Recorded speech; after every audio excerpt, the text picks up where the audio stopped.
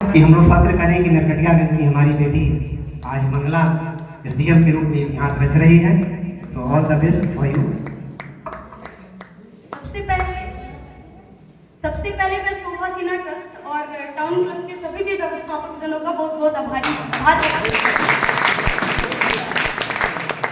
क्योंकि उनके बगैर ये प्रोग्राम संभव नहीं हो पाता।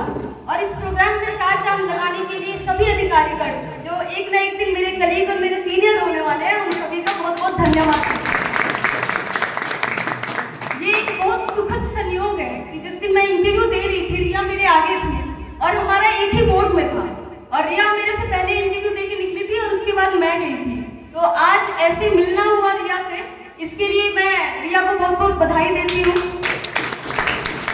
और साथ साथ जो भी यहाँ पे नवनियुक्त अधिकारी हैं, उन सभी को बहुत बहुत बधाई देती हूँ और आगे की जर्नी के लिए बहुत बहुत शुभकामनाएं देती हूँ।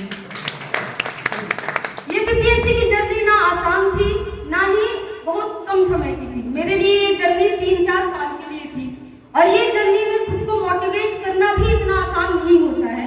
ये सब जानते हैं, मेरा परिवार यहाँ पे है, मेरे पापा हैं, मेरे जीजा जी हैं, मेरे भाई बहन, सबको मैं लेकर आई हूँ ताकि वो लोग मोटिवेट हों और मेरे पापा को मेरे मेहनत का फल दिखाई दे। क्योंकि मेरे पापा ने कभी भी औकात के हिसाब से सपने देखना सिखाया ही नहीं है। सब लोग बोलते थे बेटी को क्यों पढ़ाता है, मतलब 4 बहन हैं हम और उनको लगता था कि चारों बहन की कैसे भी शादी हो जाए। आस पड़ोस के लोगों को ये लगता है, लेकिन मेरे पापा ने उस समय मुझे बाहर पढ़ने भेजा था जब कोई नहीं जाता था। और मेरे पापा हमेशा ये बिलीव था उनको कि एक ना एक दिन ये करेंगे। मेरी जर्नी रोलर कोस्टर रही है। सिर्फ 2 महीने में मैंने पहला प्रीलिम्स क्लियर कर लिया था, तो ये मेरे लिए एक बहुत बड़ा अचीवमेंट था। हुआ मैंने 2 महीने में प्रीलिम्स क्लियर किया है, लेकिन फिर मैं 2 बार मेंस में असफल हो गई। लेकिन उस दौरान मुझको मोटिवेट रखना और यहाँ आज रैंक 16 तक पहुँचाना, ये सिर्फ मेरे पापा, मम्मी और मेरे परिवार की देन है। क्योंकि जब भी मैं मेंस में असफल होती थी तो मैं उदास होती थी, मैं रोती थी, लेकिन मेरे पापा कहते थे अरे चिंता मत करो, हो जाएगा, आज ना कल तो होना ही है।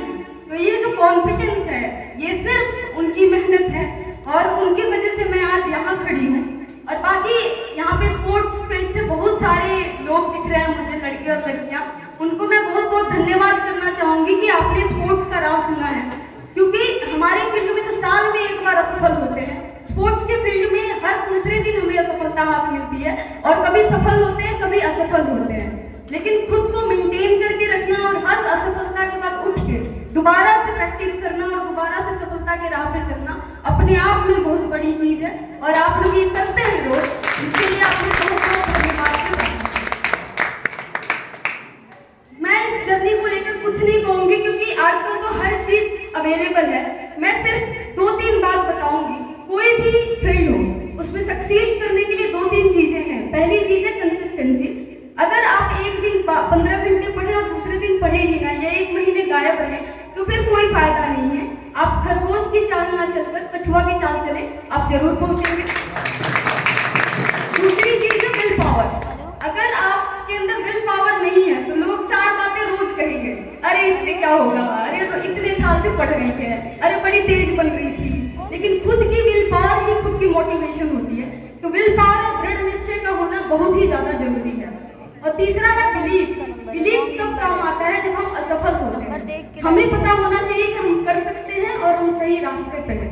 तो बिलीफ हो तो हम बिल्कुल करेंगे और हताश नहीं होना है। आज के समय में हम देखते हैं बहुत छोटी छोटी चीजों में लोग हताश हो जाते हैं, सुसाइड तक कर लेते हैं, जो कि बहुत ही निराशा का विषय है।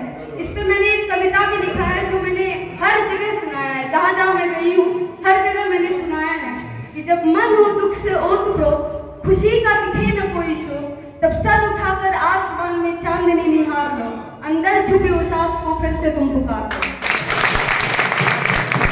जब सपने तुमको तोड़ दे, जब सपने तुमको तोड़ दे, जब अपने तुमको छोड़ दे, खुद को खुदा का अंश मान हर बात को स्वीकार लो, अंदर छुपी उस आस को फिर से तुम पुकार लो।